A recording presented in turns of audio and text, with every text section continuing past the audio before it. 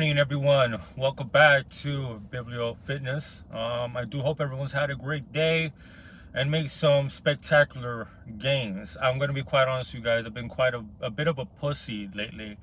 My motivation for the gym hasn't been there much, but today I'm like, bro, how many times am I going to skip out? Like, I need to get my head back in the game. I've honestly slipped, but tomorrow I'm going to get at it and I'm going to stay at it. How am I going to relinquish an integral part of my life, my daily life, and what it's allowed me to instill discipline, is pushing oneself.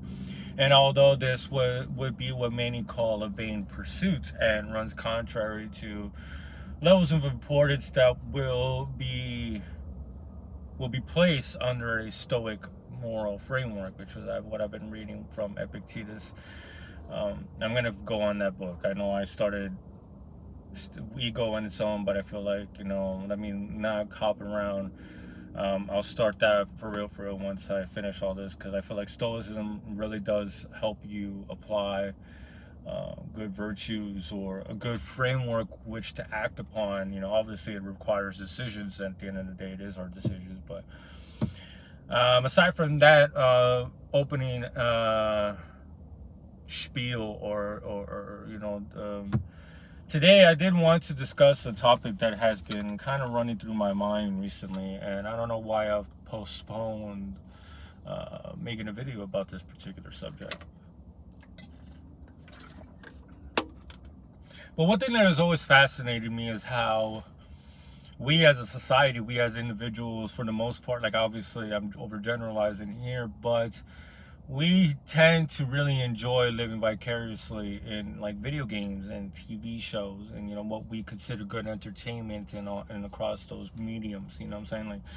Like whether it be comic books, whether it be manga, whether it be shows, anime, whatever the fuck, video games.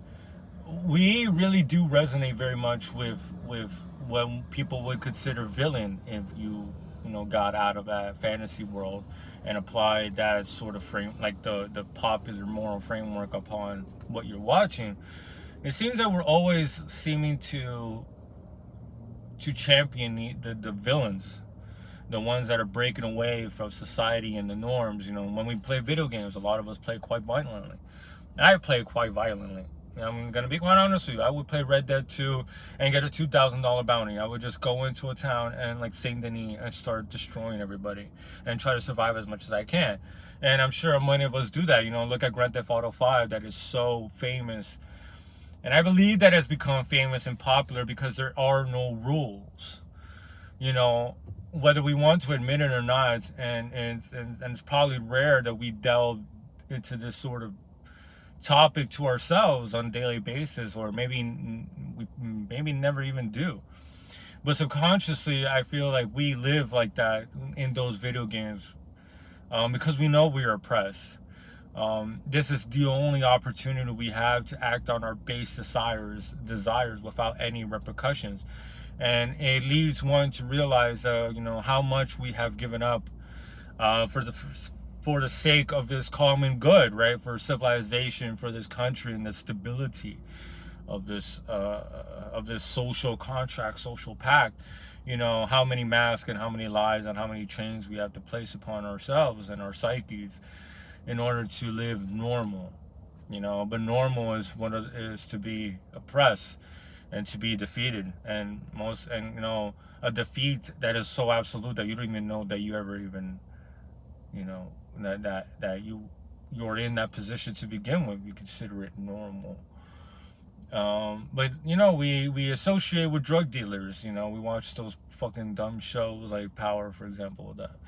How many times have we seen some drug dealer going straight and a whole bunch of shit going down? And we like that. We play Game of Thrones, where we love it, but these guys are committing actions that we would never have the balls to do. And even in such shows that are already pushing the boundaries, it doesn't. I mean, it kind of does. Like, it presents you with characters that you can't help but draw inspiration from if you go beyond the pale of morality. Like a Tywin Lannister. A guy that was uptight and a fucking hypocrite because he created a dungeon in order to bring horrors into his chamber when he became Hand of the King, during Joffrey, of course. But you know, he was utterly pragmatic and he was utterly ruthless, and he had the traits that, if you dive into such things as elite theory, which I believe is true, that these are the requisite morals that you need to have. And something that, I read The Prince, and something that he also brought into, he writes about, time and again in The Prince, is that, what some consider to be good or nice or benevolent is actually bad for you as a statesman. It will lead to your ruin. But what you consider be good, others are going to be considered to be reprehensible. But what should be considered as good is the actions that are required for you to maintain and supplant. That's the virtues that you need in order to achieve your goals. Those are things that should be considered good.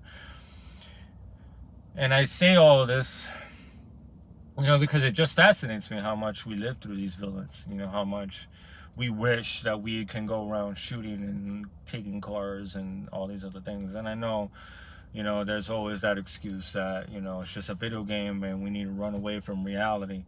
But that in itself, the fact that you need to run from reality and live that way in these games, that means that there are these impulses that are requiring, like, are itching to be released. And this is the only avenue that you have without being considered a monster, obviously. There are repercussions for all our actions, obviously, But it is, as I dive into this sort of morality thing and trying to figure out my own, I suppose, thinking about all this just shows you that, to the victors goes the spoils. We are living under the rules that are beneficial to others to maintain power. That's what shows you that, it's apparent, the evidence. We who require video games to live the impulses that we want, we end up not really. I don't know. I retract that statement, but it's just like, why do we like these things? Why are we fascinated with all the violence and the green light that we are finally given, in our minds? And how are we able to trick ourselves by immersing in this world for hours on end? And of course, developers make it in such a way to make it addicting. But they know what they're making addicting. They know that it's something that we all have in us. You know what I'm saying? Like, that itch that rarely ever gets to get scratched, based upon the rules that we have subjected ourselves to. But yeah, I wanted to, just throw that out there, throw a little bit of that out there, for today. I'm going to go ahead and read some more Epictetus, and start applying for some work. I have my laptop coming in. Hopefully, everything turns out well, get everything set up, and on to, bigger and better things, making choices that are actually beneficial and productive and reasonable and logical. So, hope y'all have a great day. Hope y'all make some beautiful games. And until next time, peace.